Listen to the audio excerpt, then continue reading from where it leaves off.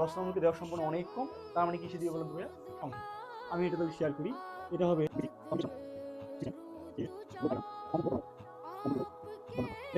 Basic communication সিস্টেমের block diagram অঙ্কনগুলো বর্ণনা দাও। এটা রচনামূলকের জন্য কম ইম্পর্টেন্ট, বাট এটা মোস্ট ইম্পর্টেন্ট কিছু ভাইয়া সংক্ষিপ্ত প্রশ্ন। এম ওয়েভের ক্ষেত্রে প্রমাণ করবে এম ইকুয়াল ই ম্যাক্সিমাম মাইনাস ই মিনিমাম এবং ই ম্যাক্সিমাম প্লাস ই মিনিমাম এটা মোস্ট ইম্পর্টেন্ট। যেটা আসার সম্ভাবনা 99%। কত পার্সেন্ট বলতো ভাইয়া? 99%। সেটা কি বলুন তো ভাইয়া? সুপার হেটারোডাইন রিসিভারের ব্লক ডায়াগ্রাম অঙ্কনগুলো বর্ণনা দাও। আসার সম্ভাবনা 99%। ইনশাআল্লাহ সামনে পরীক্ষা এটা আসবে।